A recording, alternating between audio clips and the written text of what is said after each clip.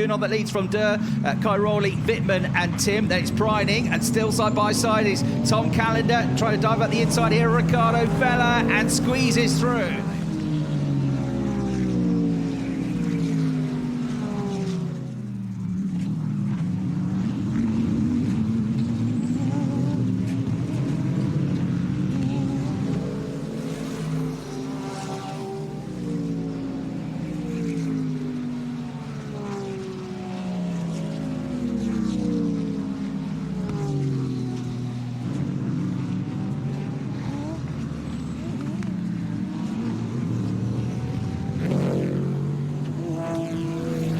On 153, so just 7 points between them. Then we'd have third in the championship, Nicky Tim on 141, fourth, Matteo Cairoli on 140, Luigi Auer dropped to fifth on 136 points, but there's a massive long way to go yet, just over 3/4 of an hour if you include the extra lap at the end of the race. Jules Gunnar, though, with a great start to proceedings, get off the gas to duck in and make sure he could get into the pit lane without any contact, so he comes in as well, and Bastian Buus is the last of the quartet to come in right at the top of the pit window. A bit different to yesterday. Bastian Buus went right to the end of the pit window, last one in yesterday, wasn't he? And that worked for him. So because Mapelli, Bortolotti's watching this all go on and having fun here, trying to get through the field and trying to avoid all the carnage that might happen, because they're going 2 by 2 on the way into the hairpin. It's still Mapelli at the head of the group. It's still Finn Wiebelhaus trying to come around the outside of Timo Glock, and finally doing it. So the Mustang gets through and gains the place, and then Timo Glock is almost about to get muscled out of it here by Mirko Bortolotti, the 2024 champion. The ones ultimately, and the team that got punished. So it was a no-show, really, wasn't it, yesterday for the Ford Mustangs? It's the lesser-spotted Ford Mustang. We haven't seen much of them this weekend, apart from on Friday. And now it looks like he's got a problem with the car. He would have been hoping for, maybe even a podium from 10th on the grid with those fresh tyres. We've seen huge crowds here this weekend, Brian. I've just been told we've got 81,000 people here this weekend. That explains why it took me so long to get to the commentary box at lunchtime. Maybe that vibration was significant and has come back to haunt it. 7.2 seconds the stationary time for Landgraf, so not bad, not amazing, but not bad at all for Tom Kalender. Gunnar leads, Durr is second, Cairoli third, Wittmann in fourth. The lollipop man does not lift it until the car in the fast lane has cleared that fluorescent tape.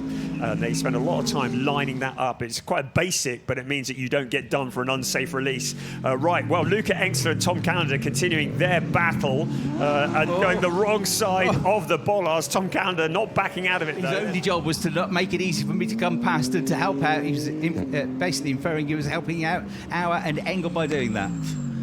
Team radio. He fully drove me off. He needs to get a penalty. Right. So Luca Engstler's joined the Tom Kalender fan club as well. Dear stewards. Kalender got a big... He got through there, though, didn't he? Muscled his way through. Of course, he's getting his tyres up to temperature. And now we'll try to get down the inside of Riccardo Fella. And that Lamborghini Temerario squeezes through. Leaves a bit of bodywork dangling off the right rear corner of the Temerario. Thudding the curbs is Riccardo Fella. Coming after Riccardo now is Tom Kalender, whose tyres are, yes, up to temperature now in the Mercedes. Down the inside he goes. He gets past the Porsche driver as well. Then Fella tries to come back at the inside, avoids contact this time, but that's going to cost him big time, and the tyres are going to get worse and worse as the race goes on for him, and he's got the extra weight, the success balance, which is going to make tyre wear even harder. Preining and Wittmann going side by side here as Preining out on cold tyres, tries to stay ahead of the BMW, but cannot. So absolute disaster there, I'm afraid, for yesterday's race. Going to go right for Jules Gunnar. It was all going right. Something always seems to go against him. This time it's for speeding in the pit lane. It's going to cost him 5 seconds, and it's going to cost him not just the lead, but a place in the top 3. He'll move into the championship lead. He was 4th in the championship before we arrived here, and into that penalty zone goes Jules Gunnar. Honestly, it's a joke. Yesterday, the guys, they jumped the start, no penalty. Let's go from 6th gear down to 1st into turn 1. He's a bit further back. Jules Gunnar, he's not really interested in letting anybody past him. He's fired up. He's annoyed. He's trying to get back up the field. At the moment, he's going backwards, though, because Tom Kalender dives down the inside of him. Then he gets attacked from Mirko Bortolotti just to annoy him even more. Things go against them, put them further down the pack than they should really be, like Gunnar and like Cairoli. And Bortolotti gets down the inside of Wiebelhaus, and Riccardo Fella does the same, and Timo Glock, and Luca Engstler. Has he got a problem now with this Ford Mustang? I think he has. He used to engineer Ralf Schumacher in the championship, and they had pit stops on the Sunday last time out at Oschersleben, which were about 2.5, 3 seconds quicker than the pit stops on the Saturday. Pretty happy if he can get on the podium from 10th on the grid, won't he, in the Ford Mustang, with everything all the issues they've had to deal with this weekend. Ricardo Feller's looking racy as well, isn't he, today? And the Porsche driver alongside Jules Gounon now. Gounon hanging it around the outside there. He's got the inside for the next left-hander, but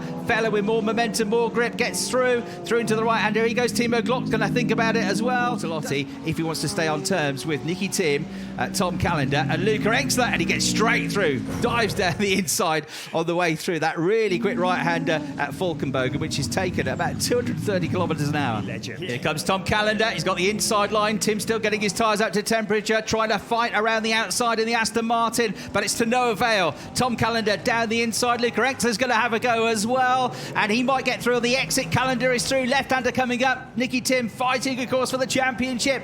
Tucks in, still ahead, but still understeers. And here comes Luca Exler diving up the inside of the way into turn 3. Arjumani's going to have a go as well. He dives down the inside. The Mustang side by side with a similar V8 engine on the Aston Martin. Left-hander coming up. Nicky Tim fighting for every single championship point in this year's battle for the title. Absolutely neck and neck here. Arjumani, though, squeezes through on the inside and finally gets past the Viking. From Mirko Bortolotti. Bortolotti sailing through with relative ease. Nicky Tim looks like he's just struggling for a bit of grip, a lot of understeer into those corners. Well, he'd be on all tyres, wouldn't he? Basically, because he did all of the race yesterday. Yeah. He was scrapping away throughout the race. Bortolotti didn't, and this is where it's going to start to really come into favour, as I said, for Calendar, for Miney, for Bortolotti, those that didn't do the full race yesterday. This is this part of the race where they'll really, really benefit, because everybody else is on all tyres now. Bastian Buus coming through, 63 to 160. Thierry Vermeulen with a second-hand car now sails up the inside of Jules Gounon. Jules just got nothing in terms of tyres or grip, has he? This is going to be so frustrating for the Frenchman. When is he going to get his first podium of the season? Okay, Bortolotti right on the case of Arjumani. Equally, three of them together with Luca Exler in the battle. We've got Nicky Tim versus Timo Glock. Timo's going well in this race as well, but remember, he didn't do much of the race yesterday. Down the straight then for Thomas Preining. The inside line is a no-go. Calendar's going to have to go all the way around the outside here and fully commit to the move. He's ahead, but he's on the outside line. If he stays there, he'll get the inside line for the left-hander at turn 2. This is a big, big chance for Tom Calendar. He's got to go for it. He's got to go for it on the brakes now. But Preining stays with him around the outside. Goes off the track. They both go off the track. Left-hander coming up, followed by a right-hander. Nose in front for Tom Calendar. Preining hasn't given up yet, but he's through. He's into second place, and now he's got to get his head down and go for the win. Lap now, and he's got to try and find a way. He might have one chance to find a way past two-time champion Marco Wittmann, who of course wants the points, wants the 25 points, because he is after his third championship title this year. The crowd applauds. That's a favour for Maro Engel as well, because it's going to keep Maro in the championship lead. But it's all about the here, the now, the race, the victory. Who is going to get this one?